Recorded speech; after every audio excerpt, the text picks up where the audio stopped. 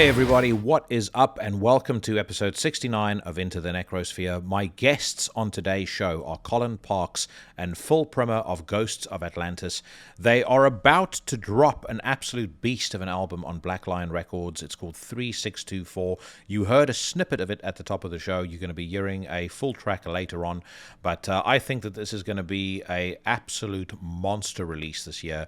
And as it turns out, the guys are pretty damn cool as well. They were kind enough to accommodate me with a track-by-track breakdown and commentary for everything that's on the record. And we also went down a bunch of other rabbit holes. So if you like the types of conversations that I normally tend to have on the show, in my opinion, the next hour and a half ranks up there with some of my very favorites. Stick around for that, but if you have not done so yet, then remember to smash the subscribe button on any platform of your choosing where you normally listen to podcasts on.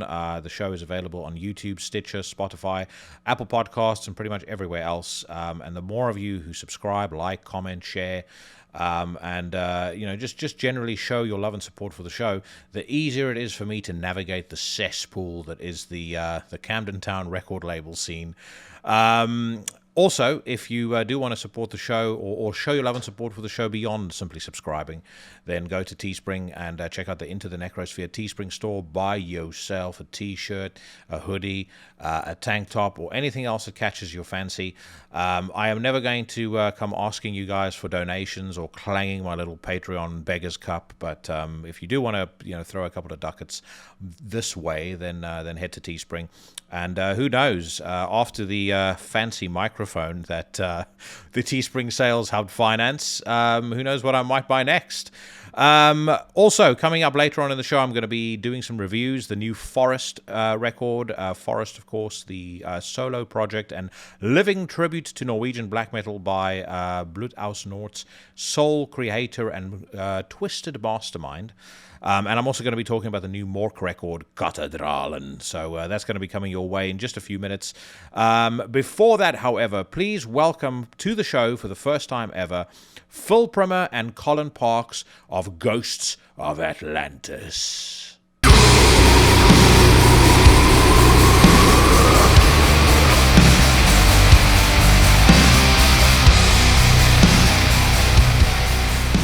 And we'll be on our way. So, I mean, first question, and I very often say it annoys me that I have to ask people this at the moment, but how have you two been keeping amidst the ongoing lockdowns and, all the upheaval to everybody's life? Yeah. You go. I'll let you go, Cole. Oh, okay. I've been keeping my mate. Just been busy. I'm a care worker, so I'm pretty much working all the way through it. It's just been incredibly busy. I remember reading that you're a care worker, but you specialize in folks with traumatic brain injuries? Yeah, brain injuries. Yeah. Yeah. Did they repurpose you for to kind of be part of the folks on the front lines with fighting the plague, or have you just kind of focused? You stayed focusing on the work that you were doing previously? We've kept our clients. We've got about 150 clients on our books, so we've had to safeguard them from COVID. So we've been working just non-stop. All of us just been doing, like I said, sort of 60-hour weeks for the last year. It's just brutal. So that's been a bit shit. But I was going to ask you: did you get busier once the lockdown kicked in? And yeah, just absolutely went ballistic, mate. Absolutely ballistic. Everything just went crazy. Especially in the first lockdown when people were really scared and really panicky because, at that point it was really like if you go out your house, you're dead. That's what I felt like. I was going to work scared. Do you know what I mean? Like literally scared. But then as time's gone on, it's calmed down a bit. So yeah, it was crazy for certainly the first 6-7 months. It's definitely interesting to see how differently the UK has responded to lockdown 2 versus lockdown 1. My daughter lives probably about 90 to 100 miles away from me. So every second weekend I could drive to go and pick her up. And I remember driving in the first lockdown. It was fucking great. Like there's no cars. You literally just go, you go 85 miles an hour and put the car in cruise control. You literally never have to hit the brake once. And then the second time I was like, okay, it sucks that we're locking down again. But one of the benefits of doing this is that at least the traffic isn't going to be shit. And the petrol's cheap. You pull straight onto the motorway, bumper to bumper traffic. People are driving like lunatics. I definitely feel like, I don't know whether it's the British spirit or what it is kicked in during lockdown too, but people are like, we're not going to be able to go to the pub, but beyond that, fuck it. We do as we want. Yeah, it's been a bit of a mess, really. I think it wasn't handled the best when it first came to fruition over here. But with all credit where credit's due, they have really, really been brutally good with the vaccinations. We're at like 21 million now, so they are smashing it. So that's for onwards and upwards. Have either of you had the vaccine yet?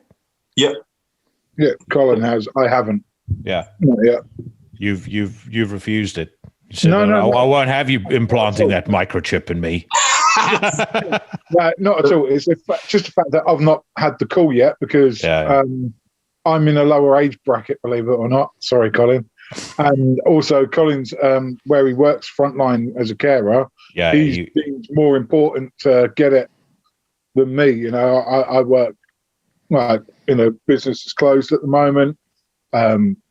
So therefore, I'm not a carer. So we need to look after the carers and those on the front line first. That's why Colin's got it before I have. Yeah. I haven't had it either, and I was kidding about the anti-vaxxing. I mean, in my job, I think even if I was one, I'd probably have no choice but to get one, especially now that they're talking about launching COVID passports.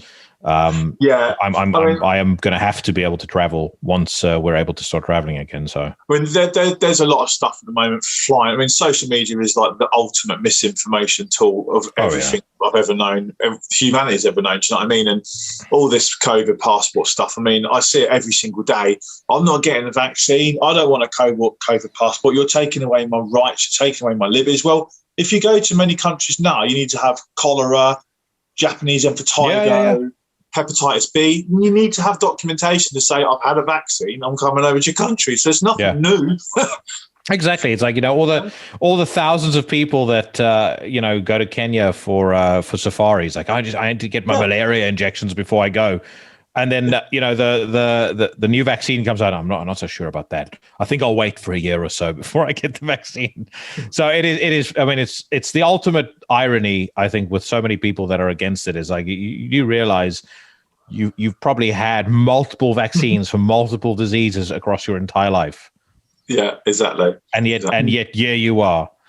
But Phil, what have you been doing during all of this? I would assume, hopefully, you've not joined Colin in the 60-hour working week bracket. No, basically, I run a kitchen for a living for a pub company, and so during this, I've had a lot of downtime, an awful lot of downtime. I've had to buy larger T-shirts because the weight's been piling on, or cookies. It's been good, I've had a lot of time to reflect and a lot of time to work with Colin on stuff behind the scenes for this, which is great and really beneficial, really, that I joined during the first lockdown to this project.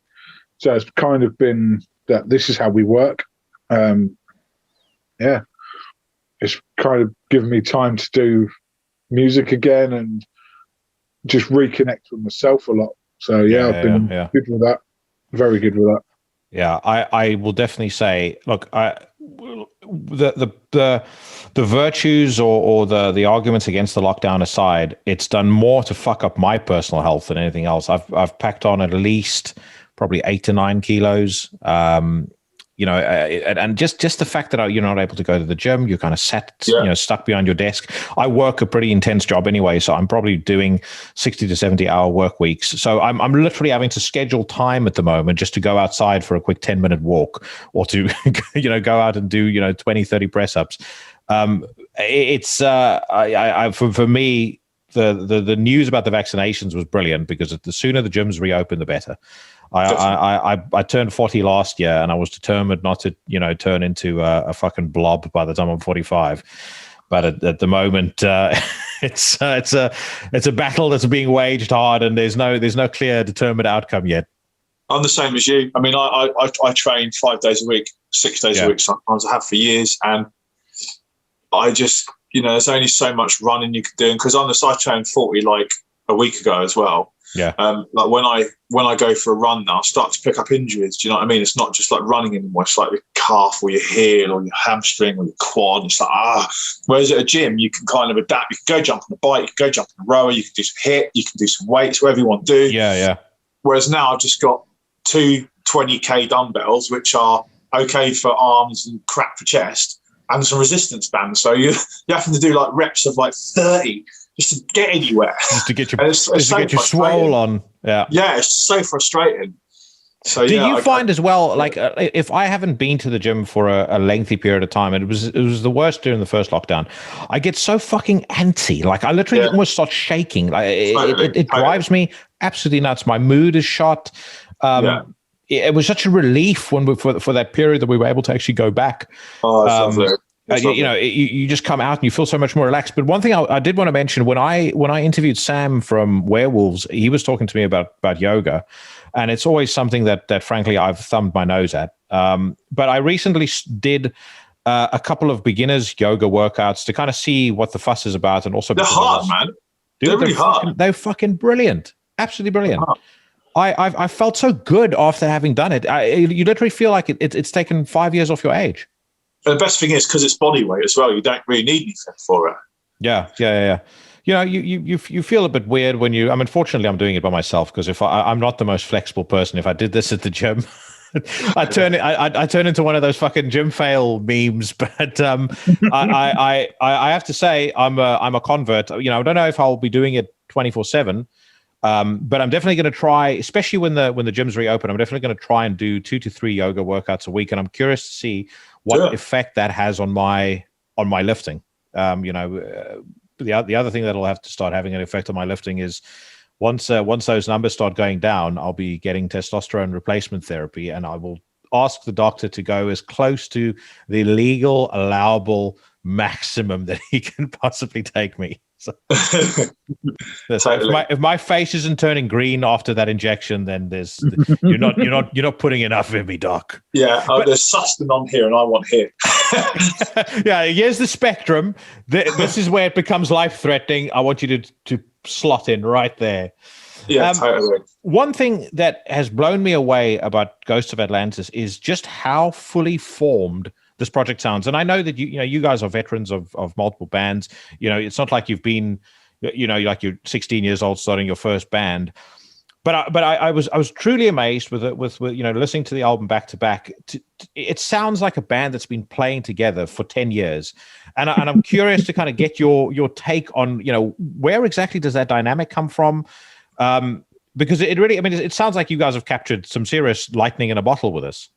It probably sounds like we've been playing together for 10 years, because we kind of have.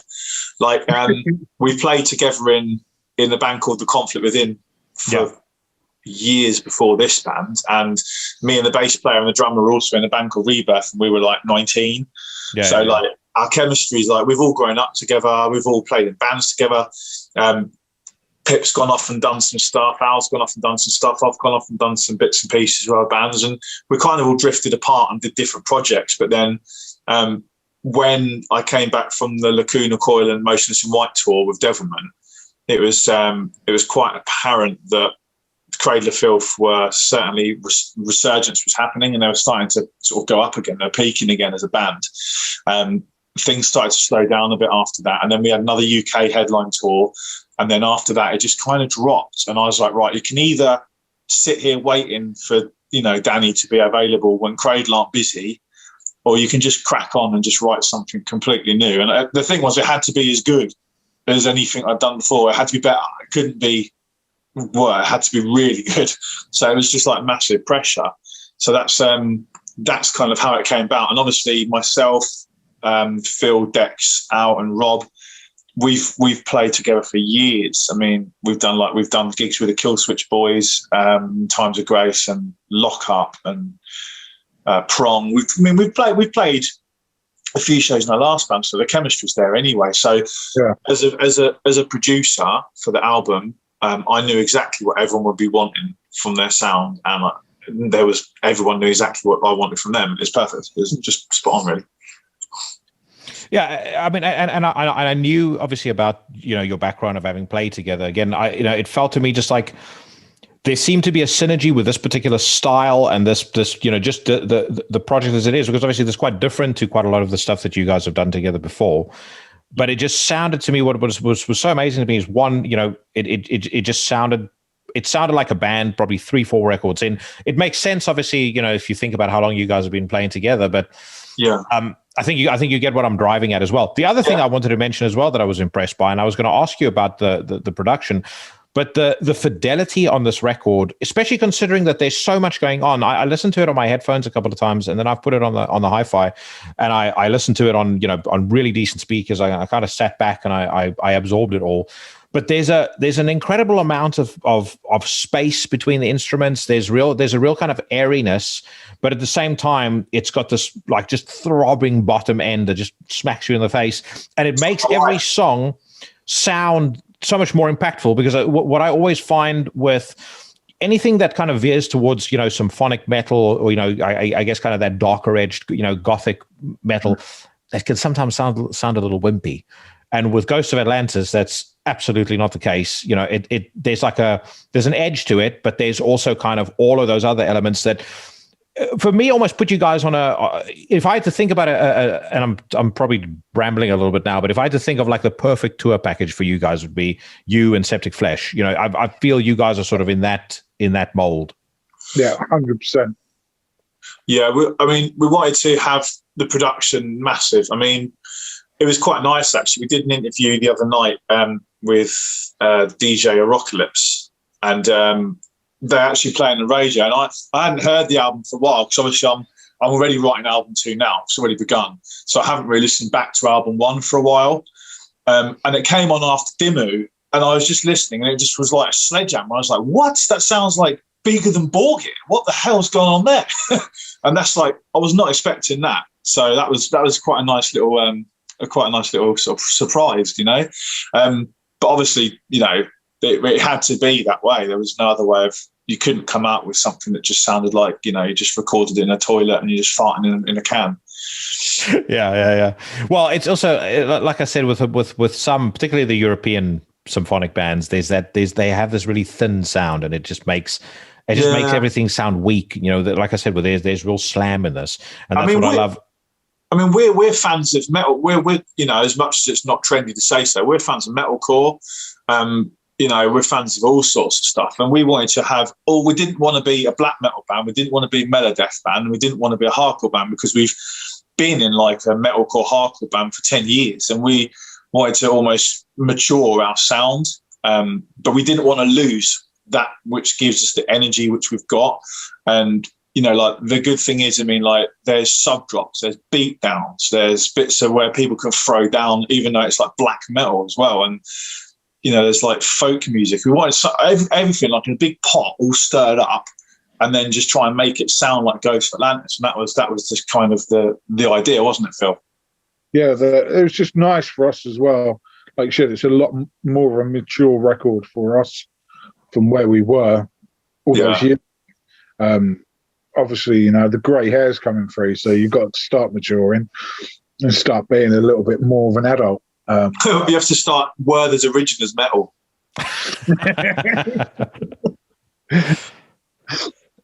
Yeah, it's a case that we just wanted to make an album that we're all proud of, and that we can all sit there and go, we gave it 100% on this. We've worked and worked and worked. And the whole idea of it is just to make the album as good as possible, enjoyable. I put it on and I've listened to it and gone, I would listen to this if I wasn't in this, and I think that's the main thing for me. That's the key. That is the key, is would you follow a band that sounded like this if you weren't in the band? Because every single band thinks their shit is better than it is. It's just how it is. It's not people being arrogant. It's just they get excited. People get excited, and it's normal. It's completely normal. Like, this song's great. But then to the average listener, they might be like, "That's all right. It's okay." But we wanted to. And fun enough, when Rob, the drummer, joined the band, We actually had another drummer in before him, one of our really good friends called Gav, who was in touring of doing loads of shows with us in a band called Thames Burial. And he sort of did the drums on the first sort of 3 to 4 tracks. And when I sent it to Garner, the drummer, when he wasn't in the band, he just sent a message back. He's like, I don't know how you've done it. This is now my favourite band. And I was like, okay. And then, of course, when we asked him to join when Gav had to go for other reasons, he jumped in. He was like, the reason I've got a family, I've got my own business, but the reason I have to do this is because if I don't, I'll kick myself because I like it that much as a band. Like, it's a really cool sound, and that's nice, man. It's great. It's great validation, but it's also, you're getting it from, I guess, an external party. At least at the time, because I completely agree with you, and I mean, so having grown up in South Africa, I moved here when I was 21, but I often, and many of the South African bands hate me for this, but I often rip on them because most of them are so fucking terrible. Everything from the names of the bands to the music is atrocious. And part of it is because I think a lot of bands tend to be, until they actually put something out into the, for public consumption, they tend to be incredibly insular. And either it's just the band kind of crowding around and enjoying the music, or it's a band and their lackeys enjoying it, whether it's, a couple of girlfriends or a couple of fucking nerds that don't know anything about music. They all seem to sort of, tell, it's like actors that keep getting told they're amazing all the time. And actually they're not all that great. So I think it's probably a sign of maturity, to Phil's point, that you sort of open it up to other people and let them hear it and let them critique it. But I definitely think there's maybe it's a thing that comes with age, but there's definitely merit in more self-awareness, I think, as a musician, because it ultimately helps for a better product, or a better end result. Just critique of any kind of art form, artist or writing or anything. I mean, if you always look at everything you do and say what would become throwaway, what is not top grade, just gone, just chuck it, just don't use it. Like, just get rid of it. And if it means you've got to graph longer, you just got to graph longer. And it's as simple as that. How self-critical are you? Because I've had this conversation with a couple of people, including Matt from Werewolves. And I mean, I was kind of the same. For the briefest period when I was trying to write music, part of the reason I never got anything off the ground is because I hated every single thing that I did. I would look at the lyrics and say, this is bullshit. I would look at the music like, this is awful. And I think the only thing that I ever did where I was kind of a focal point of anything was this podcast that I was happy with, and that's that. But I even look back at old episodes now and I'm like, God, man, I looked like an idiot. I sounded like a moron there. But sorry, turning the question back to you, how self-critical are you? How much of what you do actually makes it onto, a record? I'll let Phil answer that. How self-critical are we? Colin, obviously being a producer has had to be overly more critical than he's ever been before. And all I'm going to say is, he definitely cracked the whip whilst I was in the studio. There was some points it was like, nope, do that again, do that again. Do that again. Yeah. It's a case of, as Colin said, he wanted to create a product that was up there and was a much higher thing. So we had to work very, very, very hard on this album. And especially like with my vocal takes, like I'd spent a little while away from it. So there was a lot of time together just working on like the clarity and the diction in my vocal tone and just breathing properly again and warming up properly again and all of this sort of stuff. And us two working together very, very closely to do that whilst between lockdowns, really, we recorded the album. So yeah. It was, I'd say, Colin, we've had to be very critical and had to be really militant to ensure the product was as good as what we wanted it to be. Yeah. What's the most takes that he had you do? I honestly didn't count, but sometimes it felt like it was strange that there'd be points I could spend 20 minutes on like a couple of lines, and then another time it would be done in the first take. It's like So yeah, I'd say there was points where I like literally we could focus on one line for 20 to 30 minutes, just going in, go again, go again, go again. Yeah. And then other points it would just be rolling. So it's all depended on what track, what take. And of course, the ultimate kicker of that is that once the album is recorded and you've learnt your nuances and your dynamics, you can just replicate it in one go live because you know everything about it. You know every single movement of the pitch. When you're in the studio, there's so much feeling out and sort of working out on the fly of the different pitches of vocal ranges and deliveries that it takes so long. But live, once in your head, you just copy it. It's like metal karaoke then. It's like Would you, when you listen back to the record now, is there anything that you hear that you would have wanted to do differently or that you would have wanted to change? Yeah, there's a few parts where I think I could have made it stronger, could have done more orchestration, could have added some bits and pieces, embellishments and flourishes of instruments and stuff.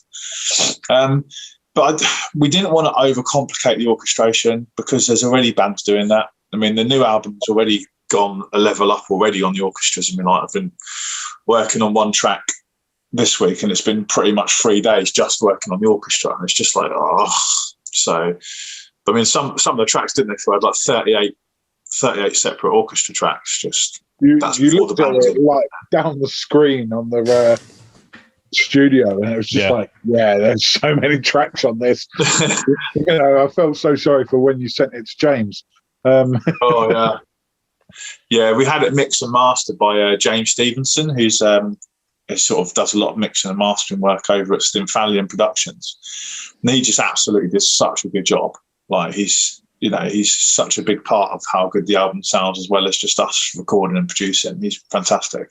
He's a good mate, and I met him through Devilment, actually, funnily enough. So it's being in Devilment's had its perks, and it's helped GOA certainly have a plinth to stand up onto. So I was going to ask you: is this the first time that you're producing a record, or first time producing and first time for orchestrating. I've never really done it before. So and so in terms of the, I guess you're finding your way as a producer. What are some of the things that you learned along the way that you were able to apply? And how much of a challenge was it for you to step up into a role like that for the first time? Particularly given that it's the debut album of your new band. It was. I learned a lot of stuff from Scott Atkins when we were doing the Devilment albums. I've always been someone who's once I'm really interested in something, it consumes me. It's part of bloody having ADHD. It just becomes like hyper focus, and then it's just like I can't get rid of it. And I would sort of watch everything that Scott did at the studio, and I just kind of replicated that for what I've done in terms of getting the performances from the musicians that I'm working with in this band, and the quality control, and how things need to be solid and how things need to be structured, and to leave room for other things and space, and like you said, airiness within the soundscape of the album. So orchestration was hard. I mean, I was playing everything on a MIDI keyboard and then using my orchestra samples, which I have on the computer, to basically, do the orchestra, because obviously we can't afford an orchestra. They're like £2,000 a track. So, I mean, that's a lot of cash. Ideally, it'd be nice, but it's all done like that. And it wasn't until the last summer I started to realise I could actually go into the MIDI and I could actually start drawing in instruments, go which before I was just going that's out of time. It's wank. So this time round it's a bit easier for me because I know how to do it better. So just the kind of description you were giving me there, do you also find the more mistakes you make, the more mistakes you continue making? Because the way I am, anything that I do that requires one take, when I make the first mistake and I start getting pissed off, then I can account for at least another hour's worth of fuck ups. Yeah, pretty much, especially live, especially if there's a particularly tricky bit in the set, which I'm not overly comfortable with that bit. You then tend to focus on that one particular section of riff out of an entire hour, and your whole set becomes, don't fuck that. Oh, I'm doing it. I fucked it up. So you haven't enjoyed it because you've been worrying about it. So yeah, I do get like that for sure. I would assume live playing is definitely on the cards for you guys once we can actually start playing shows again. Has the downtime given you an opportunity to kind of think about what the show would look like? Because obviously all the imagery, all the photos and stuff of the band have been really really kind of cinematic or really theatrical. And I would assume that would feed into a live show as well. Go on, Phil. You go, man. That's one thing we've really looked at is our imagery for live shows. We're going to be making sure that we've got what we want to present ourselves as a band. We're not just going to obviously turn up as you see us today in our like jeans and t-shirts. We're going to be making sure that we've got our makeup, we've got our stage dress, we've got where we are and how we're going to perform. And there'll be a lot of backwards and to and from me and Colin, with having the dual vocals on there. And that's something that we have worked together, is almost having where Colin's got playing guitar. It's like having two frontmen in the band, which is fantastic. Yeah. Which I love that dynamic on stage as well. I think whether you're in a symphonic metal band like you guys, or whether you're in a hardcore band, even hip hop, I like the idea of multiple vocalists on stage. It creates it creates like a degree of excitement to me. Like I think of, I often use this example, but Biohazard on stage, the fact you've got, Evan and Billy, and there's this constant interplay between them, before Evan went off the rails. It's like an unpredictability. I liken it to, I don't know if either of you guys are into wrestling, but the Monday Night Wars, there was always like during the Attitude Era of pro wrestling, there was always like, you never knew what was going to happen next. Something could always, whether it's going to be a total clusterfuck of a match or someone doing a crazy promo, there was this air of unpredictability. I feel like the more vocalists you have on stage, the more there's that air of unpredictability. Like the Stone Cold Steve Austin Booker T fight in the supermarket with the milk and egg. That was unbelievable. Exactly. So let's quickly talk through the record, because that was something that I was particularly interested in doing because of how thematic it seems. And again, I would assume a lot of this is going to play into the, into whatever the live show ends up looking like. The first thing that I want to ask before I get to that, though, Black Lion Records, how did that come about? They seem to have handled the build-up of this record particularly well, because, you guys have never played live.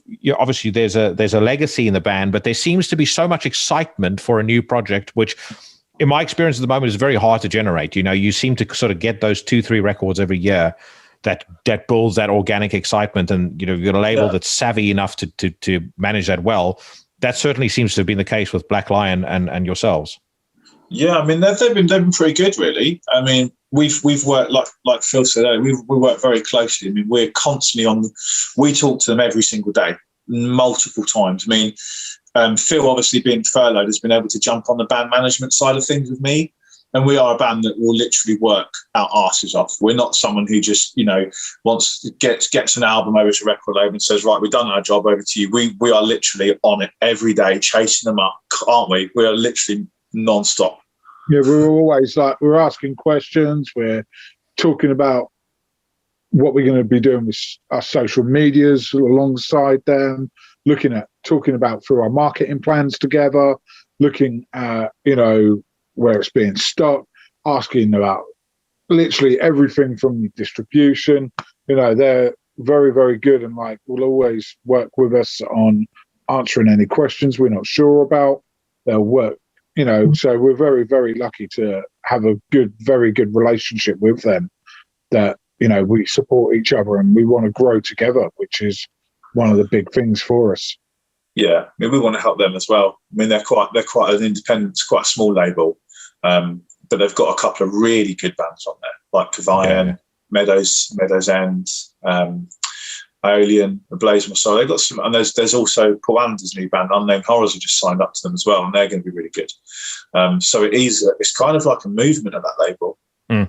Which is nice, man. It's nice to be a part of that. I feel like there's a couple of those types of labels at the moment. Almost like, back in the old days, there was Earache and Nuclear Blast and stuff like that. And I not to rip on them, but I do feel like I don't see an awful lot. There's nothing coming out from Earache, but I don't see an awful lot from a lot of other labels or the bigger labels that excites me at the moment. But Deborah Morty, Season of Mist, Van Records, Apocalyptic Witchcraft, and Black Lion, are relatively small labels. Maybe Season of Mist not so much, but the others are small, really independent labels, but they're just putting out so much quality and such great stuff all the time. It really kind of it recaptures some of that excitement of those maverick labels in the in the early 90s.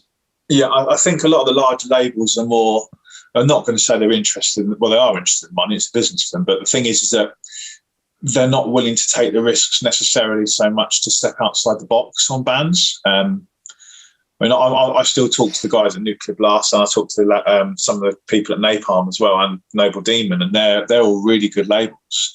But we actually did speak to a couple of them, and the response we had from the larger labels were, we really like it. It's a fantastic product. One that has a Nuclear Blast or said, I can see the band becoming a mainstay in Europe, mainland Europe. However, we already have Dimmu, Flesh. We've already got bands of this ilk. So it was better for us as a band to go to a label that would want to have the band as one of the bigger bands. So they need to get behind it. A smaller fish in a bigger pond is not always the best way, Yeah, I agree with that. But what I also see a lot of, and again, I hope that this resurgence of these smaller labels addresses that. I get through a ton of unsigned bands all the time that I can't believe when I listen to them that nobody has picked it up. I reviewed one last week, a band out of Minnesota called Feral Light. I mean, fuck knows how an A&R hasn't picked that up. It's astonishingly good. There's a band out of Greece that they are signed, but they're signed to Pest Productions in China. So, again, why somebody like Deborah Morty hasn't picked them up, I don't know. They're called it Kana. Just tons. Stellar Master Elite out of Germany. They got these really almost snooty responses from some of the bigger labels. And it's like they've put out 4 records. All 4 of those albums, particularly the last 3, are 10 out of 10. Fantastic. Nice. So yeah, I think I'm hoping that this sort of resurgence, that maverick approach to things comes back, because you think about a label like Nuclear Blast, they were the band that back in the day put out Sinister, Hypocrisy before anyone knew who they were. They put out a bunch of bands that no one knew, and obviously have become very influential in probably all of our musical evolutions. I don't feel like they're putting out anything new. They're certainly not breaking or introducing new bands anymore that I would go, oh, well, I wouldn't have known about that band were it not for Nuclear Blast. There certainly seems to be a lot of safe choices. Yeah, 100%. But then again, safe choices aren't a risk to any finances. And I guess with the global pandemic, I guess they've got to be careful. Yes. Well, one thing that I would say, and this is maybe a little, maybe my attitude is a little bit 1989, but I don't think it'll ever happen. I hope not. But where I would be extremely resentful of bands is when bands do really well on a small label and then they fuck off to some bigger label. Like Atlantis is a good example. I mean, Atlantis has smashed it. Deborah Morty did an incredible job with that album. I hope they stick with them. I would, if Atlantis moves to Metal Blade or to Nuclear Blast, then they would be dead to me straight away, because that to me is just the ultimate show of disloyalty. I mean, sometimes moving to a bigger label is not always a good thing anyway. I mean, I know certainly when we were on Nuclear Blast with Devilman, sort of the album sales of the second album were not as good as they expect. The projected sales, they weren't as good as they thought they'd be.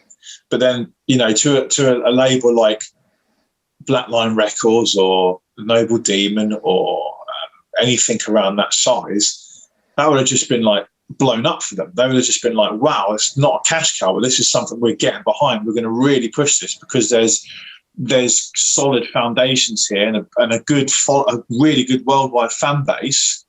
So let's just get behind this and do something. But obviously it didn't really work out that well after the second album of Devilman. So that's why it's all a bit quiet at the moment. So is Devilman still carrying on? I mean, or is it just on an indefinite hiatus at the moment? It's more of an indefinite hiatus at the moment. The album, most of the third album's done. It's been done for a good year at least. But the thing is that Dan is so busy with Cradle of Filth, there is no time. They're just about to bring out a new album as well now. Exactly, and everything's been pushed back. I mean, we were sort of spoke to Cradle of Filth's manager said like October 2021, have an album ready for Dan to jump in and do his thing and stuff. But it hasn't worked out that way because of COVID and because Cradle have just had such a big resurgence, and we don't want to step on their toes. You know, that's their bread and butter, that's their job, that's their, you know, Cradle have got 25 years and they're now under what you would class as a legacy band.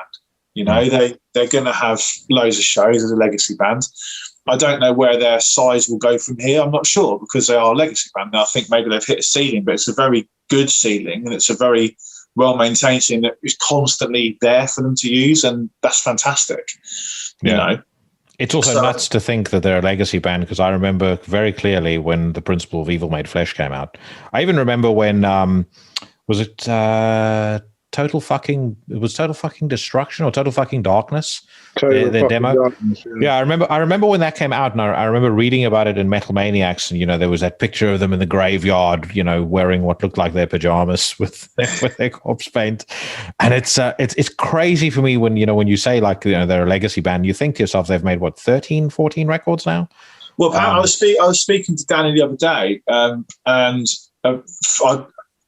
from what I understand, the new album they're about to drop is going to be absolutely insane. So I know there's been some new people working on it as well, and I've got a feeling it's going to make them really relevant again, I think. Yeah. And I think that's a really good thing because when I say they're a legacy band, I don't mean they're past it. I think they've got to a certain size where in the mid-90s and noughties they're massive, like so massive. Yeah. Obviously things dwindled down now. So on a tour, maybe sort of 1,500 people capacity venues. I mean, back then you're talking like 10,000. Do you know what I mean? Yeah. So I'm hoping that when they drop their next album, it really does elevate them back up to really getting bigger and doing the stuff they do. Because, you know, I want to see it because obviously Dan's a mate and I want them to do well. Yeah. But whilst they are doing well, it means that kind of little brother Devilment's a bit like kind of just stuck by the wayside. Well, the thing is, as I said, I mean, I can see Ghosts of Atlantis being a headlining band very, very quickly. And I'm not saying that just because you guys are on the podcast. You know, there's entrepreneurialism to this as well. I'll have one of the first major, long form conversations with Ghosts of Atlantis recorded when you guys break it big, and you can expect to see it plastered over social media as far as the eye can see. Like, I was the first. Yes. So let's talk about the new album. So 3624, I'm going to assume is some sort of satanic code designed to turn children against their parents. I'm just kidding, but where does the is the 5G radio wave? No, it's one of those things that we get asked at almost every interview because we wanted to do it because it's something that got people to kind of engage their brains, because it's just a bit of fun. It's like put an Easter egg on there, so people just like, what's that all about? And we have had one interviewer actually get it basically almost on the money, but everyone else hasn't got it so far. So we always want to tell people. So what we usually do is we usually say after the interview, we'll give you a quick ring and we'll tell you. But on the air, we still want people, and certainly until it's out for a while, we want people to try and figure it out. Yeah, it's cool. But it's definitely nothing to do with Satan. Most things should have to do with Satan, though. So the third pillar, the first track. Great way to start a record because I think it doesn't fuck about with a particularly lengthy intro. You know, it just sort of cranks the gears all the way up to 8, and it just goes. But talk me through that song. You go, Phil. Basically, the whole thing with the third pillar is when you look at our logo straight away, it's the 3 pillars, and we kind of wanted to have that almost like brand identification with our band logo in with that first song. So the 3 pillars is like where people go, the Atlantean people are going to worship, and it's all to do with a pilgrimage towards those pillars for them to start, on their journey for them. And that's why we started with that, really. And it's also a portal of time where they can try and raise contacts with the ghosts of Atlantis that are like these sentient beings from another dimension, basically, that have travelled through millions and millions of different places and years and stuff. And it's kind of like on the second album, there's every chance you might see a bit more sci-fi start to creep into this lore and this sound as well. Yeah. So, the lore behind the band, what were some of the works, whether it's movies or literary works, what were some of the influences that kind of brought you guys to what again is a very fully formed concept? I don't even know. We just kind of made it up. We kind of looked at some of the factual stuff, some of the factual writings from Plato, and some of the documentation of the city of Atlantis and the civilizations of Lemuria and Atlantis as well, and did a little bit of reading. But I mean, we've always said like our lore is fantasy as much as it is fact. I mean, we want to be able to have something which is made up. Yeah, it's kind of like our story as stuff. I mean, one of the things we're looking forward to in album 2 is because of the Ghosts of Atlantis are like these things that can travel through time, like echoes that jolt through electricity through time and stuff. It's like we're able to possibly start using different soundscapes on the next album. So don't be overly surprised if you find out that there's like little bits of like almost like Prodigy vibes kicking in over the Dimmu stuff, just in little areas and like stuff. You know, there's already hints of that in the song called Poseidon's Bow, where there's samples. You can hear them in and out, like stuff like that. Yeah. And that's put in there for reasons, kind of thing. Yeah. By the way, speaking of Prodigy, I think today is, I think it's the anniversary of Keith Flint passing away. Yeah. Yeah. I saw them posting something about it on Facebook, and rock stars come and go, and there's been a couple of folks that I was really bummed about. Pete Steele was one, Dimebag was another, but fucking hell, I was so bummed about Keith because I love seeing that band live so much, and knowing that I'm never going to get to do it again is sucks, man. It's so fucking sad. For me, like they're only like 15 miles up the road from us. Braintree, wasn't it, is where they were based. So it's, although like I've never met them, I know nothing about them personally. It's kind of like like you've lost a local hero as well for me, It's kind of like that whole Essex-based thing, Like you look at them and go, man, these guys hit the top, the very, very top. And you know what really defines that? You could go. I've seen them probably 4 or 5 times, right? And you can go to a Prodigy show and you'll see people with death metal t-shirts. You'll see ravers, you'll see just normal looking folks. They are one of the few bands in our lifetime that has cut across every single genre. There's not a single person, I mean, unless it's some fucking, basement dwelling edgelord that only listens to one man black metal as featured on the one man black metal special aired on Vice. There's a few of them. But there are. But generally speaking, almost everybody can at least tolerate Prodigy if it's playing in the background. And I think once you see them live, they're a band that just completely will make sense to you. They are so fucking good live. Unless, of course, I was like back in 2009, I think. I was at a bachelor party, and it was one of the most grim weekends of my life. I got dragged to Bestival, and I literally remember walking around with my headphones in, avoiding most of the music until Prodigy headlined on the Sunday night. But what was interesting about that is I seemed to be the guy in the audience enjoying it most. You just had a bunch of fucking drugged up idiots staring at the stage like terrified. What's going on here? Why is the man on stage swearing so much? And I was like, where's all my flowers? It was the craziest thing. You had like, the peace signs and everybody dressed up like hippies, and then you got Maxim walking on stage just being Maxim. But he's like yelling at the audience. He's just shouting abuse all the time. It's it was glorious. They started with Spitfire as well, which I felt like a fucking 13-year-old kid seeing my first show. It was incredible. Anyway, right. Sorry, that was a sidetrack. Halls of Lemuria, track 2. Halls of Lemuria basically is a direct follow-on from the third pillar. So, the third pillar is obviously the place of worship where they can make contact with the ghosts of Atlantis, and they worship there because obviously their belief structures of the gods. Halls of Lemuria is the halls where the Ghosts of Atlantis actually are underneath the chambers, underneath the Great Halls.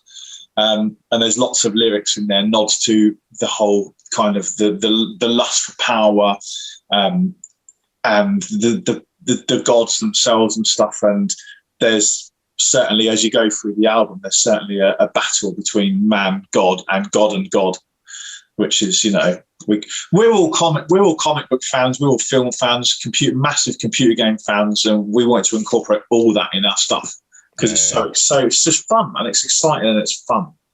You do game design. Sorry, you were going to say, Phil? So I was just saying, it's all about just creating those stories, isn't it? Yeah, man. Yeah, totally. Colin, you do game design either do you do it as a job or as a hobby? No, I did my degree in games design, and I've worked on a few titles for quality assurance. Like I worked on Watch Dogs, Halo Guardians, and another one. But this was more just basically testing them, sort of getting paid on a contract to test and quality assurance. But no, I'm still massive PC gamer and console gamer. I mean, yeah, I game all the time. Yeah, I finally, after fucking waiting 5 months for my new GPU to arrive, I finally got my new PC set up. Yeah, so I got a 3080 RTX, and fortunately, the shop we bought it from, after the EVGA variant that we ordered was delayed infinitely, they called us up and they said, "Listen, we've got I think we ended up getting a gigabyte. What's him? There we go. There we go." There's a 3080. I'm with you. Yeah. So he said, we've got a gigabyte 3080 RTX, so we can sell you. We'll just charge you 50 quid extra. So I was like, go for it. Wow, that's cheap. I paid 1,200 quid for mine. Yeah, we paid for the EVGA. We paid $890, but we ordered them literally on the day they came out, and then they just charged us an extra 50 for the. Was that a scan or overclockers? Overclockers. Oh, okay, cool. Yeah, but then to be fair, the only reason we went to overclockers was because I wanted a Lian Li case, and they're the only ones that sell them. Yeah, so, and the Haribo free sweets. Yeah, that's true as well.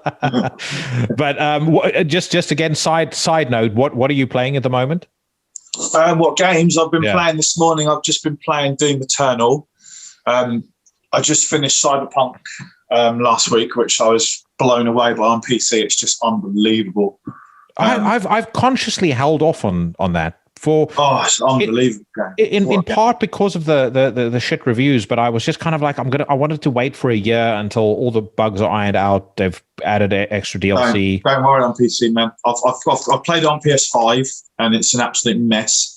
Yeah. On PC, I think I probably encountered 3 bugs in 55 hours of gameplay, and it is the best looking game I've ever seen by a long way. No, I'll need to give that a look. I'd been sort of holding off on starting it again. I played it halfway through on PS4, but Red Dead Redemption 2, I waited for my PC to arrive. I was like, I'm going to have it with, ray tracing on and everything. I'm probably about 60% through the game now. That's what I was playing when you called. That's what I was playing this morning, Red Dead Redemption 2. What a fucking masterpiece. Absolutely is it good? Brilliant. Oh, dude, I love it. Absolutely fucking love it. And based on what Rockstar have achieved in that game, I can't imagine what they're going to do on GTA 6, because I mean, Red Dead Redemption 2 is one of the most immersive games I've ever played in my entire life. Nice. I'm going to get onto that then, because I keep toying between playing that and Control, and I don't know which one to play.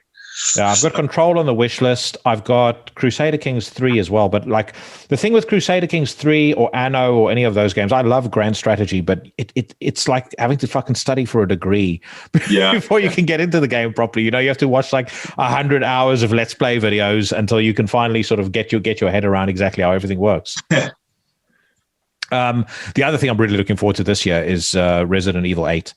I love Biohazard. I love horror games generally.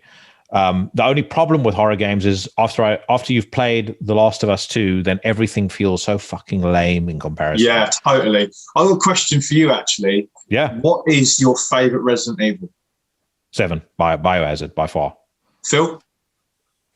I haven't played any since like the first 2, really. You've not played 4 on the GameCube? 4 was really good. I think I played 1 and 2, and that was it. My favourite's Code Veronica. I absolutely love that game. Oh, really? Yeah. That was on the Dreamcast, wasn't it? Yeah, yes, man. On the Dreamcast. Best console ever in the history of ever. Yeah. No, I mean, I know they're redoing all of them, and I really hope. I've not played any of the remakes yet, but I know they're very, very good. What I'm keen is that they remake 5, because 5 always seemed to me to be the one that had the most potential, but the camera angles on 5 made it completely unplayable. I remember rushing out to buy it, starting the game, playing for 5 minutes, and I was like, fuck this. I immediately took the game back. Yeah, you got the guy with the chainsaw and the big sack on his head, and you just couldn't control it. I gave up then. I was like, I can't handle this. It's too stressful. Yeah. Well, what I liked about 7 was the kind of grit. It felt to me like it was much more gritty. It felt much more real, even though obviously there's a lot of fantasy elements to it, but it just felt like a more intense experience. Like I really want the fucking shit scared out of me when I'm playing a game. You know, I want the same sensation that I had when the Rat King shows up on The Last of Us 2. I've got a massive screen that the computer's plugged into. I've got a surround sound system and everything. So when I was playing Last of Us 2 and the Rat King showed up, I mean, I literally fucking jumped back in my seat. I was like, holy shit. What a masterpiece, by the way. And I played 1 and 2 again back to back not too long ago. I get why people were so pissed off about what happens to one of the main characters, but at the same time, I think it was an interesting direction to take the story, and I thought playing as Abby was absolutely frigging amazing. Everyone slagged it off. I thought it was fantastic. Yeah, I loved it. You kind of what's so great about the game is you kind of develop a real fondness for her after absolutely detesting her when you first get to see her.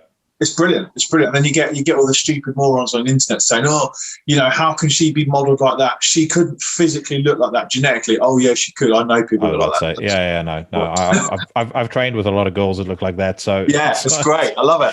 So, I thought it was fucking cool too. I'm thinking, and I hope that's their plan. But when I replayed it again, they drop a hell of a lot of hints about the 20 years in between Ellie meeting Joel and the pandemic beginning, and stuff that Tommy and Joel did. And I have a suspicion if they're going to potentially want to please the Joel crowd. I've got a feeling that 3 might be based during that 20 years. Because I mean, there's a lot of very fruitful earth to dig up there. And I think Joel will also be a baddie, if I'm honest. You never know. Well, they actually talk about that on the second one. They mentioned something that happens at a roadblock or something where Joel and Tommy had to kill like a bunch of women and children. Yeah. So it's I think it's women and children, but I know they don't refer to it in a very positive light. They're like, oh, it was difficult times, blah blah blah. They had no choice. So I think you've got a good point there. Cool. All right. Let's move on. False Prophet, track number 3. Who do you want to answer this one, Phil, or do you want me to answer it? Yeah, I'll start on this one. False Prophet is literally where we're looking at a character that this is where like the division starts between where we shed the wars between man and God, and it's all about false information. And this one character basically starts preaching and giving like all this false information to one side to cause that division, and it basically starts the war that goes on for the rest of the album. And it's all about that false prophet who basically spouts hatred and nonsense and makes the world a shittier place, putting it quite simply. So false prophet in brackets CNN. But I was going to say very relevant to the to our present point in time. Very much so. The Curse of Man. Curse of Man is about a massive one of the battles and all the cities burning to ash and rubble. It's just calm as that track really. It's just we wanted something which was just kind of, that probably is a bit more septic, fleshy with kind of kill switchy demo choruses, I guess. Yeah. It's actually one of my favourites on there. But fun enough, it's actually probably the Vegas stories. Although there is a little tidbit in there where the woman starts talking in the mid late bit, where all breaks into the orchestra. Yeah. That's actually me. What? Voice acting. Yeah. I had to voice act on that as a female and just play some studio trickery. And when I actually sent it over to the lads, it was actually sounded like Gandalf so badly that I had to actually change the pitch shift it up and muck around with the EQ to make it sound like a woman. Because it was just like, give them a moment for pity's sake. It was just like so bad. By the way, I don't know if you guys are home theater fiends, but I got the Lord of the Rings and the Hobbit 4K remasters, and oh my God, did they do a good job with it? I might have to get that. So I just got a new TV. I got a LG CX OLED. Yeah, well, I've got the C9. My friend's got the CX. The CX is incredible. Do yourself a favor. I don't know if you're still into physical media, but I bought bought a 4K Blu-ray player specifically for the Lord of the Rings remaster. Nice, man. It is so fucking well done. I mean, The Hobbit looks incredible anyway. It was shot, I think, in native 5K, so it looks, I mean, with what they've done with the remaster is phenomenal. But to see the Lord of the Rings the way it is now, I mean, I know they kind of went frame by frame. It took them, I think, it took them over a year and a half, the whole process of remastering everything. But it just looks incredible. Absolutely fucking incredible. I need to get a new sound system then, because I keep looking at sound bars and I don't know which one to get. Maybe I can talk to you off air about that. No sound bars, mate. You got full Dolby Atmos surrounds of you and stuff. Yeah. No, I'll steer you on the right path for that. There's no sound bars. I started off with it. Sound bars got me into the audio thing, and then it's a slippery slope from there, mate. You kind of start figuring out you can put something decent together on eBay for not an unreasonable amount of money. Have you put them in your ceiling? Have you put them down far in your ceiling? No, we have beams up in this room, and I've tried to convince my girlfriend to let me connect them to the beam. I've done the same. She said no. My wife said no. I said just a couple of satellites up there. No. Yeah, no. I've got currently a 7.1 system. Nice. I had a 7.1.2, but I sold the subs because I bought 2 new speakers, and the speaker extension down goes further than the sub, so there's no point in having them. So I'm going to buy myself a new sub at some point soon. That goes down to 8 hertz. So the one guy in a review said you won't hear it, but you'll feel it. Yeah, you'll feel it. Anyway, okay. So next one is Poseidon's Bow. So, do you want me to go with this one, Cole? Yeah, man, go for it, bud. Basically, this is where we start to take a story and mold it into our own, really, with the mythology side of things, because obviously Poseidon was god of the sea with his trident and everything, and we looked at going, all right, well, what if this was a story over these next couple of tracks where his trident is shattered and there's a bow created as part of this great war? And that's kind of where we were like, hang on, let's just play around with this mythology and this story to create our own lore rather than a lore that was based around pure stories that was already there with mythology. Yeah. And the whole point of Poseidon's Bow was that the Atlanteans would, from the ashes of the smashed trident, which gets smashed in the next song called When the Tridents Fail. Basically, the bow it's enormous. It's on top of a mountain. So when Zeus comes over to attack with the gods, this enormous bow can be fired and basically just cause massive destruction with Poseidon's power. So that the humans kind of unite with Poseidon on this big massive battle, man. And that's kind of like, again, the computer game thing. We love it. So we just want to be as creative as we can. So when the listener's mind's eye listens and reads the lyrics on the album cover, they're going to be on the album sleeve. They're going to be like, "Oh man!" In their head, they're going to have a movie going on. That's exactly what we want. We want them to have a movie in their head of what our soundtrack. Yeah. And I like what you guys have done as well, because as we're kind of going through it, you sort of create this foundation based around the some of the factual stuff around Atlantis, and then you gradually start layering the lore and the fantasy elements as well, which I think is the perfect thing to do. And I've spoken to death about my view on horror movies, and again how the most effective stories like that are always rooted in something real and something that people can kind of latch onto, and then you start twisting things around and you start adding little bits in. I think I actually probably swapped around Poseidon's Bow and When Tridents Fail, but you've mentioned When Tridents Fail already. So I want to jump onto Gardens of Athena, which is my personal favorite track on the record. I think it was a great one to release as well, because, again, it was the first time I was introduced to you was hearing that song, and I was like, fuck me, this is, there's something pretty special going on. Yeah. Normally the kind of stuff I tend to like veers towards, things like Eccles and Panzerfaust and bands like that. But this just really kind of, grabbed my attention. And so when Nick dropped me a line and said he's got a band to pitch me, I knew about you guys already. I was like, fucking brilliant. I'd love to have them on the show. Cool. But yeah, so talk about that song. Well, this is all about the journey after the battles, really, of the fallen souls that pass into Athena's garden. Is almost like they're in limbo, and they're on their final journey and where they're resting before they move into the afterlife.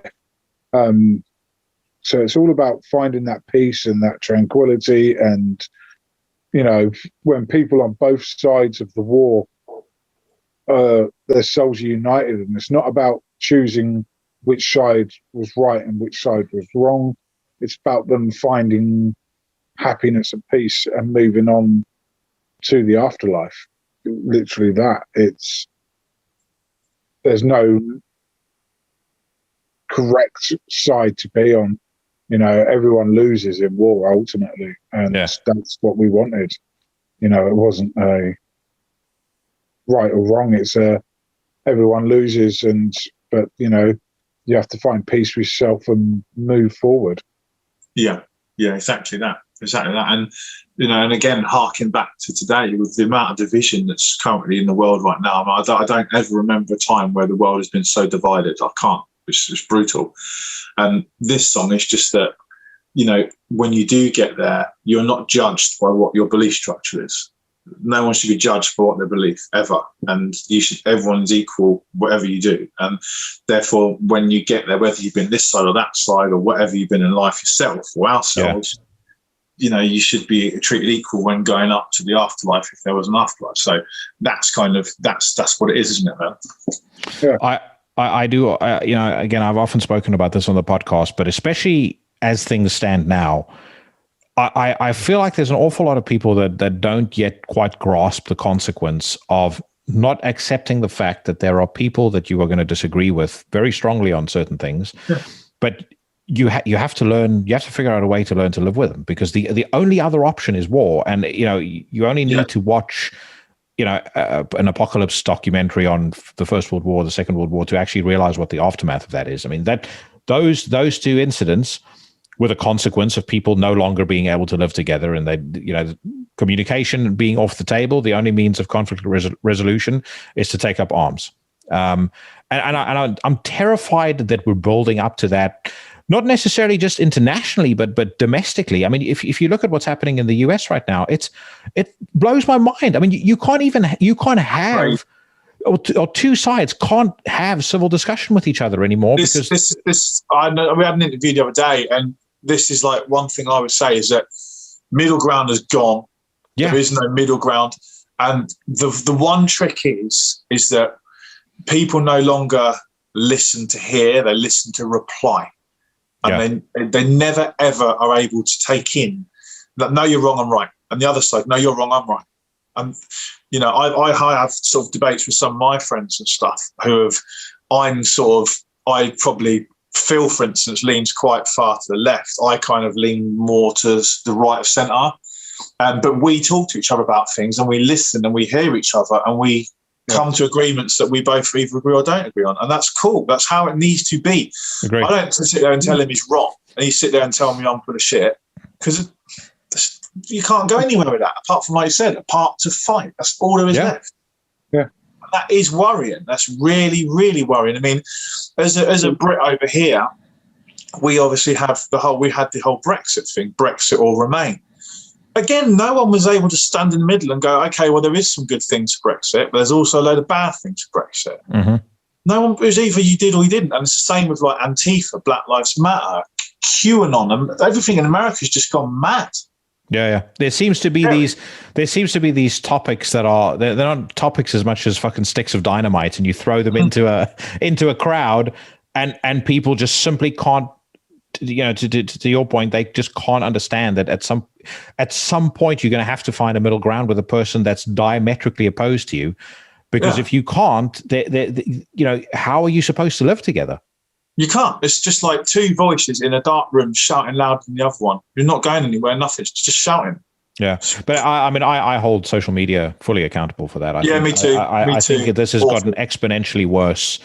As soon, with the advent of Twitter, in particular, it's just these echo chambers now that when people get stuck in that loop, all their insanity just gets distilled, and it just gets worse and worse and worse. That's how you get situations where, people are cheering, Dr. Zeus being banned, but you have an increased number of homeless people in America, or an increased number of people that are no longer fit for the workforce. Or there was an article I read this morning that a boy passed, I think, 4 classes or four grades in 6 years, and he was still in the top third of his class overall, which is like a commentary on how bad the schooling system in Baltimore has become.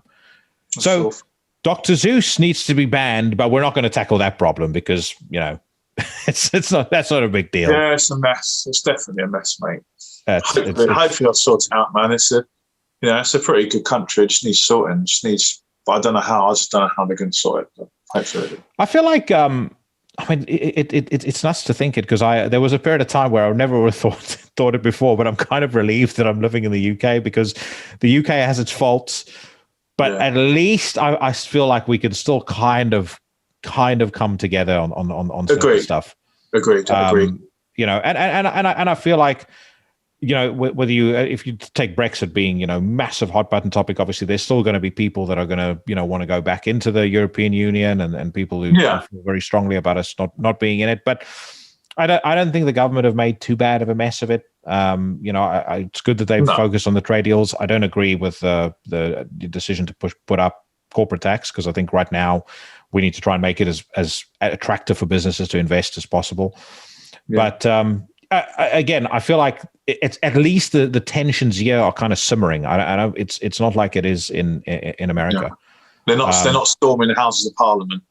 Oh, fuck no. Storming the House of Parliament, but then, like I said, then you have, it's 130 or however many fucking drunk idiots that did it. And somehow that gets deemed an insurrection. It's like, they're not going to take over the branches of government, guys. They're not going to suddenly go, right, guys, Viking man is in charge now because he's sitting on the seat. Anyway, right, the last song, The Lost Compass. Okay, so The Lost Compass is basically the final voyage where everything's been destroyed and they're trying to find new lands. But even though the big battle has raged, and Atlantis sort of lives in what they're hoping would be a new peace when they find a new place to settle, the gods are still not letting them pass. The gods are so powerful that when they're traversing across the water, they're just being pulled under, the ships are being destroyed, lightning's being thrown. And that's why it says only one will survive, seeks the truth under desolate skies, because they're just trying to get there, trying to find some truth and some lucidity to all the chaos that's been happening. Because there's also stuff about scriptures and stuff that sort of goes through the album about civilizations and falseness and stuff like that. So it's quite in depth, but that's basically what it is, isn't it, Phil? It's like just trying to get to a better tomorrow, basically, and everything's stopping you. That journey to basically find peace after war, really, it's after the war, it's after the souls have passed, and moving on to the next chapter, really. It was kind of where we wanted to go with the album. So, which is where we are for album 2. I was just about saying it sets it up really well for the sequel. And you said writing is well underway for the second album? Yeah, it's begun. Yeah, we've got 3 tracks currently in the works at the moment. One of them's about 90% finished. Another one's about 20% finished. Another one is 100% finished. I've just got to completely rework it because it's a song we've wrote before Go to Atlantis. So that's going to be in there as well. So, and obviously when the person obviously sets foot on the beach after the lost compass, or when they finally get to the destination, obviously we'll have to work on what the destination is. Maybe it'll be Clacton, Southend. That'll be it. Goes to Atlantis 2, Southend on mud. P.S. Watch out for the needles and johnnies. Camden Underworld. Yeah. Right, guys. I think on that note, I'm not going to keep you much longer. I know you're all very busy, but I had an absolute blast talking to you. I'm so excited to see what happens to this record, because I really do think, I mean, it would be a fucking criminal thing to overlook it from anybody who's into heavy music of any kind. So I have a suspicion I'm going to hear a lot more of you guys in the future, and hopefully at some point you guys will jump back on the show again. Yeah, 100%, man. Brilliant. 100%. Awesome. All right, thanks very much. I shall see you all very soon.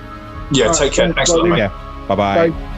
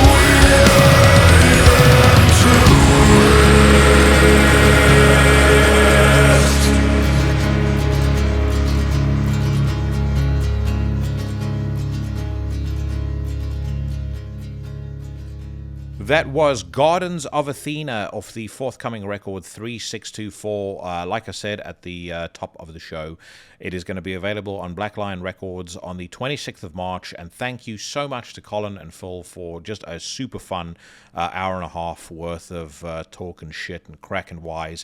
Hopefully they'll be on the show again at some point in the not too distant future. But like I said, I really do think this album has the potential to be absolutely massive. For me, as you guys know, I'm not the biggest fan of symphonic metal generally, but I think they do it really, really well. And I can see them standing shoulder to shoulder with the likes of Septic Flesh, which really is saying something. On to some reviews, and the first review for this week is Kathedralen by Mork, which released this past Friday, the 5th of March.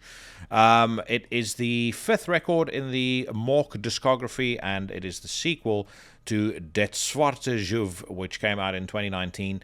Mork, in my opinion, has always kind of been a collection of great ideas, more so than necessarily a project that I can get massively into, up until Kathedralen. On Kathedralen, I think Thomas Eriksson, who's the sole composer, has kind of taken the influences and the bands that he's very clearly a fan of, so bands like Dark Throne, Early Enslaved, etc. And he's taken those influences which he used to wear very, very proudly on his sleeve, and he's evolved them into something that feels more like a loving tribute, but it has also kind of turned into a musical project on its all on its own, or that can be judged on its own merits, and I would say actually can shine on its own merits. Kathedralen is a record that is chock full of great riffs. I love the production.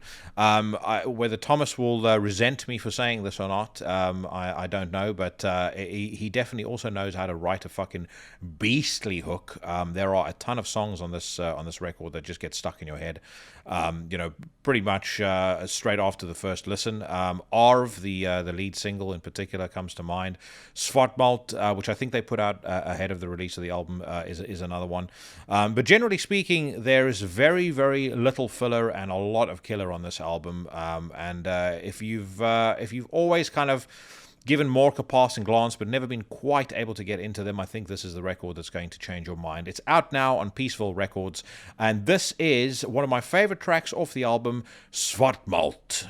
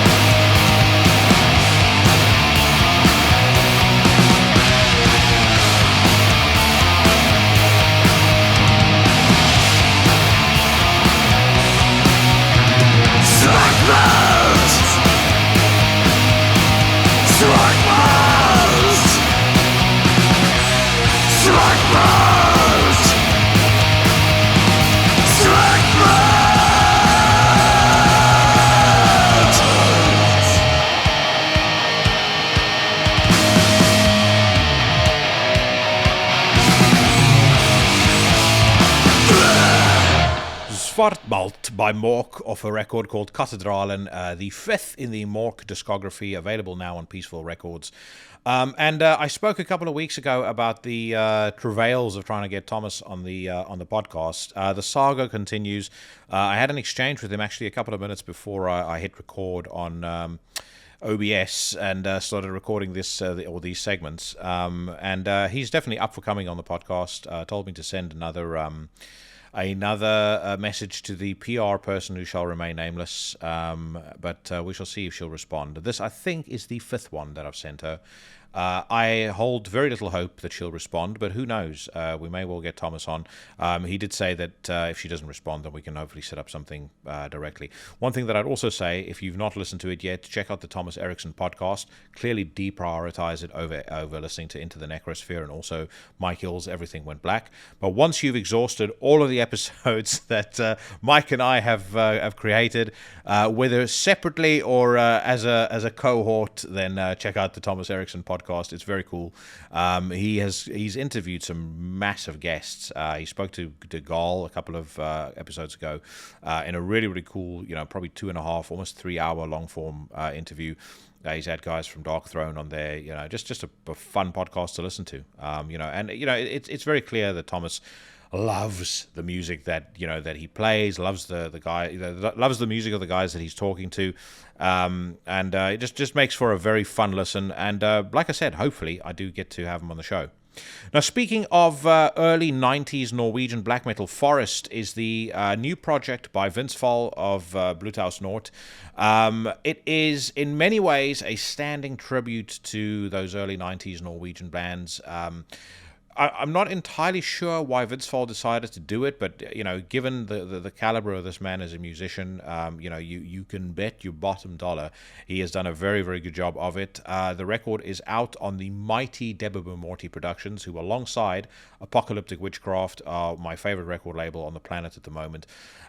The album consists of 8 tracks, around 45 minutes long, and one thing that I'd say straight from the off, whilst it is a very openly a tribute to a particular era of black metal that I think all of us who listen to this podcast love and embrace and cherish and remember very dearly, in the hands of a musician as capable of Vince Fall, it really does kind of go from being the work of a fanboy to being a truly worthy standing tribute. And I think one thing that Vince Fall definitely can't get away from is his own riffing style, his own knack for writing melody, and his own knack for taking things in directions that maybe you don't quite expect. Throughout this record, you're going to hear these really cool, interesting samples of nature sounds, birds singing, rain, and the way that he incorporates them is just a little off the beaten track, or a little off the dial of how bands would normally do it.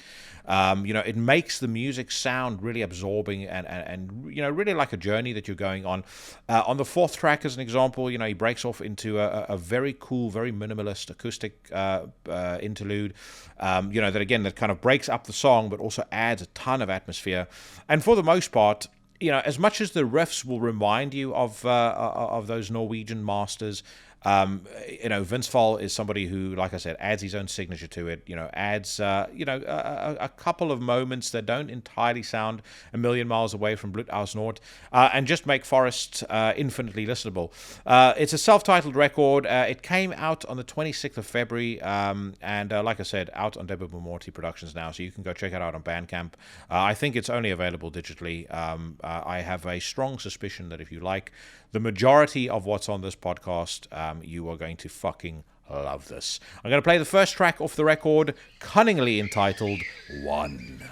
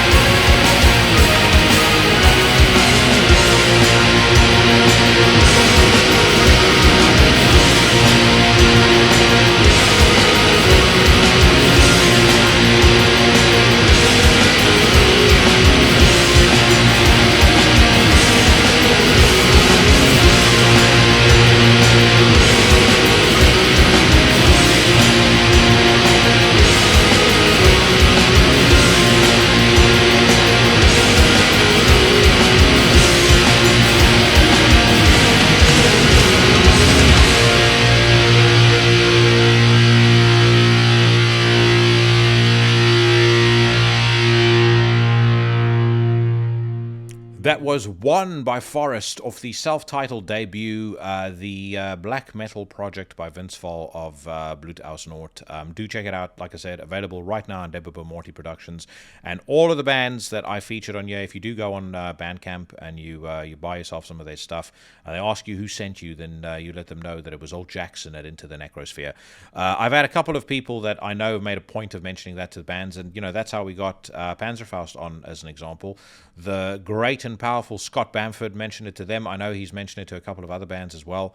I really appreciate when you guys do that, and it really does make it's a lot easier to get people on the show, because if they know that folks are listening and they know that folks are showing their support because of hearing them on this podcast, then obviously it makes them a little more amenable to me reaching out and asking them to come on.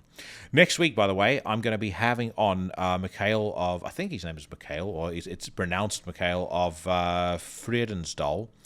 That is scheduled to be recorded in a couple of days' time. So I'm looking forward to that. I really liked the Tyrant Shade, which came out in 2020. Kelly T and I spoke about that in our Best of 2020 list. I know she loved it. She was kind of the one that introduced me to it. But looking forward to talking to him.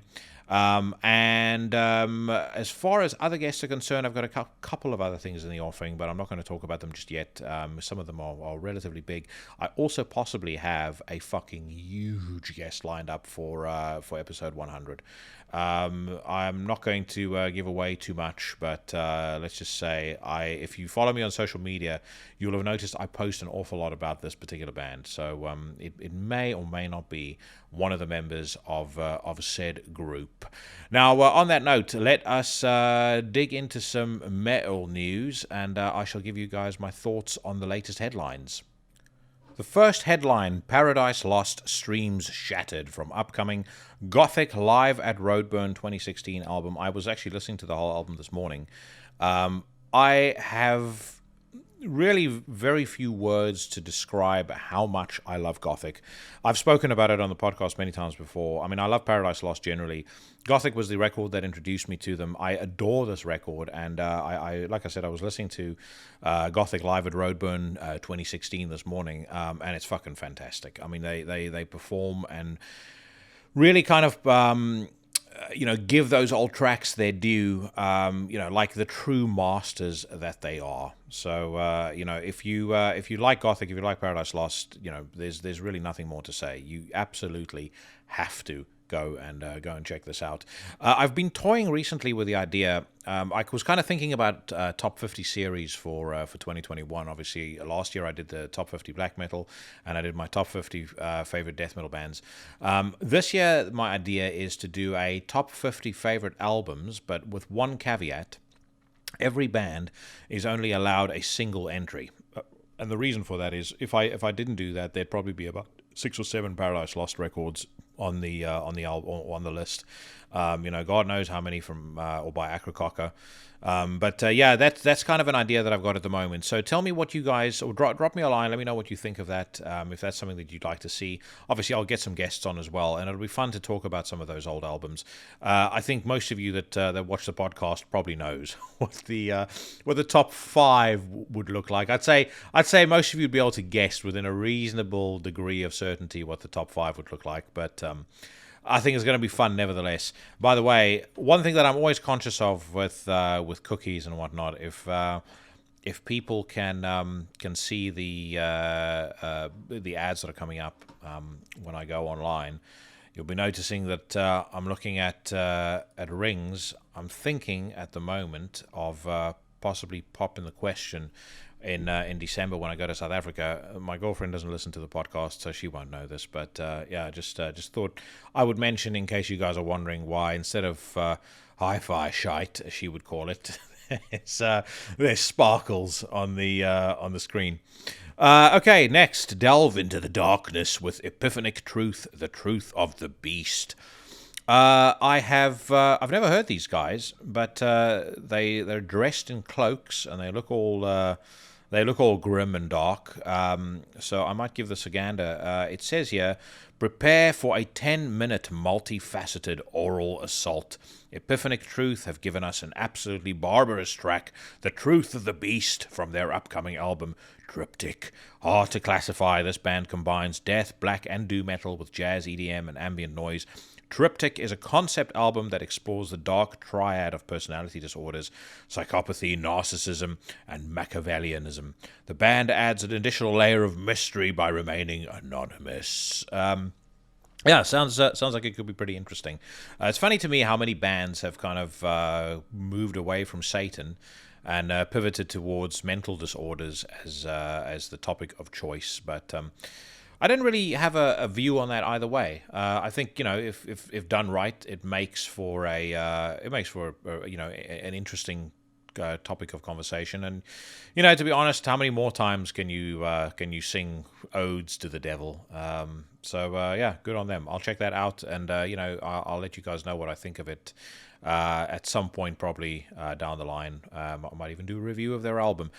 The next headline, Obituary to perform the end complete in full during upcoming live stream. If you watched my interview with Donald Tardy, which came out a couple of weeks ago, you will know that he mentioned that they were going to be doing the stream. I didn't realize they were going to be doing the end complete.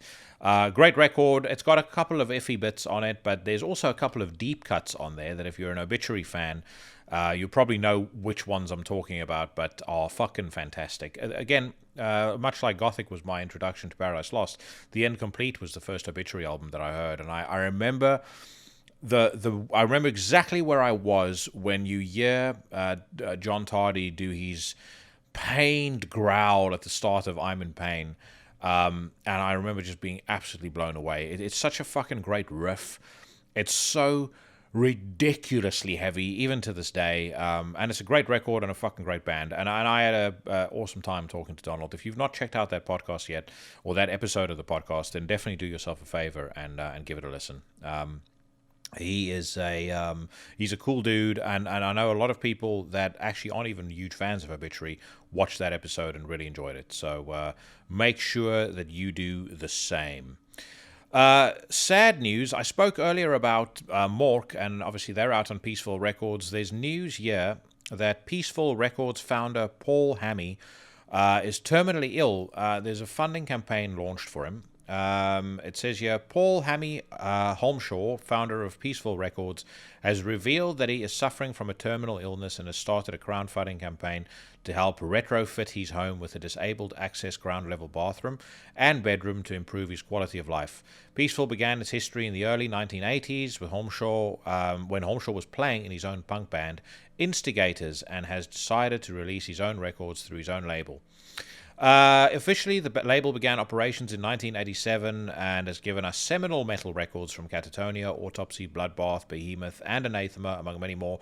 They also broke, I think Gothic actually came out on Peaceful Records, if I'm not mistaken, as did a lot of the early My Dying Bride stuff. So Peaceful Records have been an absolute institution.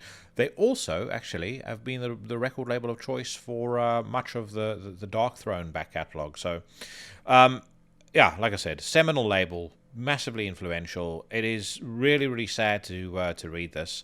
And if you can make a donation, then do head over to the Just Giving link. I'll post this in the description of the podcast too.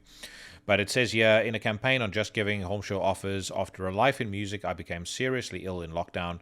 I found out I had hereditary dilated cardiomyopathy, which is terminal. Dilated cardiomyopathy is a hereditary terminal condition in which the heart muscle becomes weakened and enlarged. As a result, the heart cannot pump enough blood to the rest of the body. That fucking sucks, and my sincere condolences to him. And like I said, if you can spare a few bucks, head over to that Just Giving page. This guy has done an awful lot to get great music in the hands of people at a time when a lot of labels would not have looked at bands like Paradise Lost or My Dying Bride.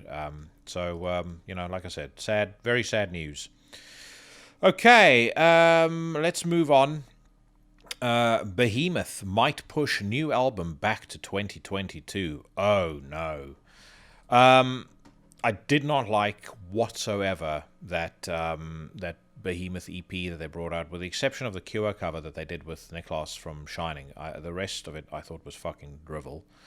I thought the last album was cool, but I still contend that whoever gave Nurgle the idea to bring in those children and have them do the Jesus Christ fucking crap on I think on the second track. I hate that part of the album so much.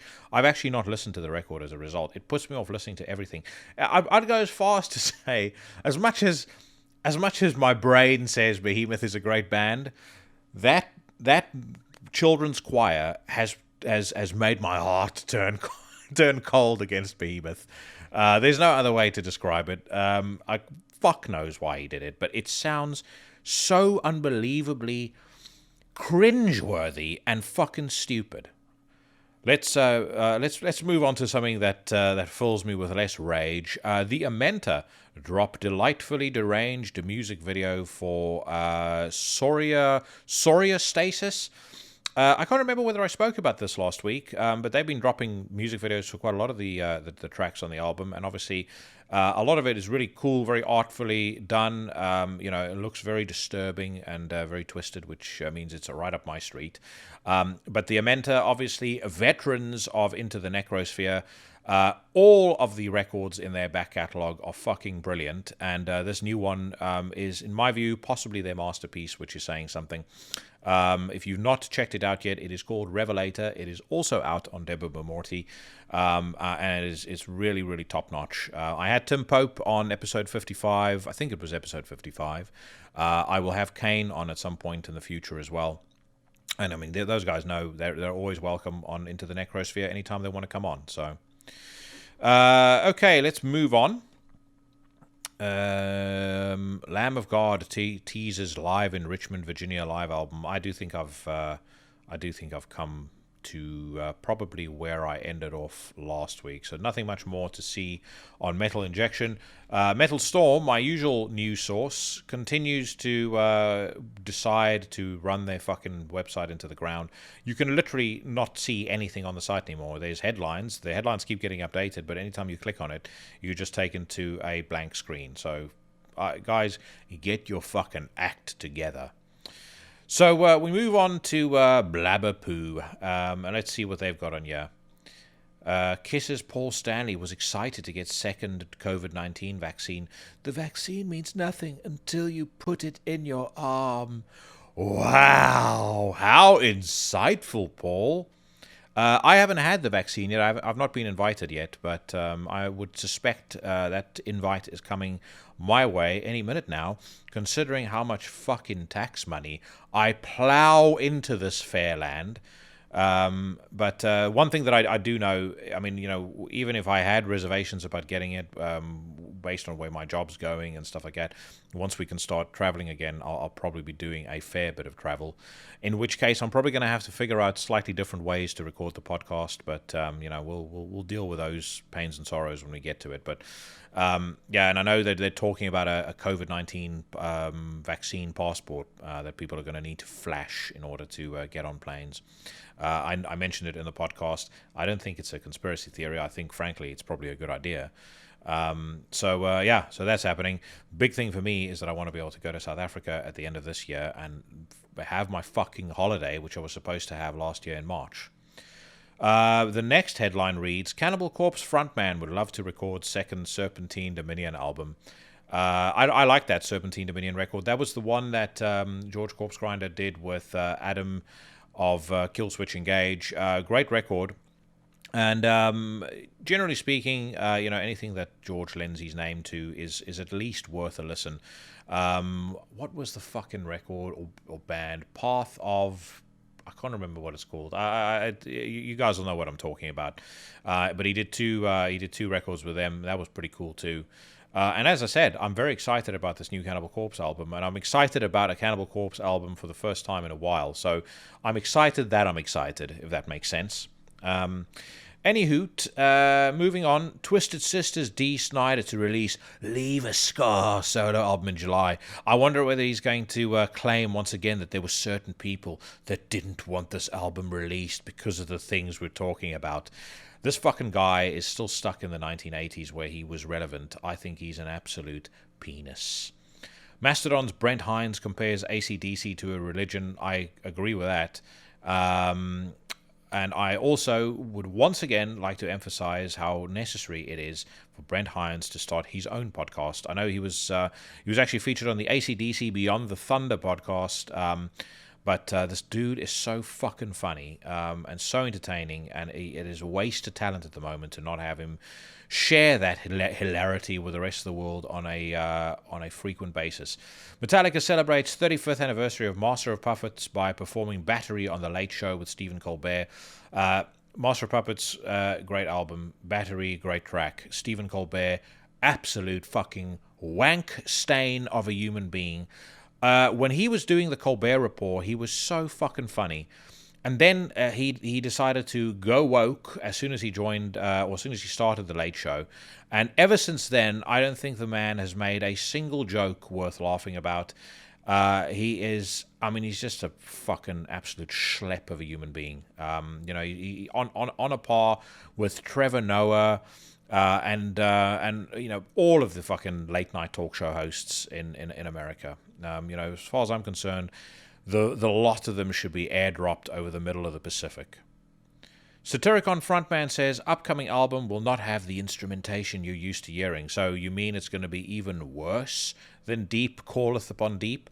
Let's dig into this one in more detail. So the article reads, Norwegian black metalers Satyricon are working on their new album for a 2022 release.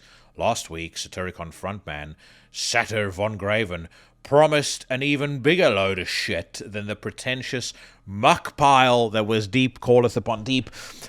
First thing that put me off that album was when he was talking about, I think about 6 months before the record came out, he spoke about how it was going to be this bold new chapter in black metal. So one thing, mate, you may have been influential in the genre, but you sure as fuck don't speak for the genre. And secondly, in my view, it's kind of like when death metal bands say they're going to put out the heaviest shit they've ever done. Inevitably, whenever somebody says that, the record is normally garbage.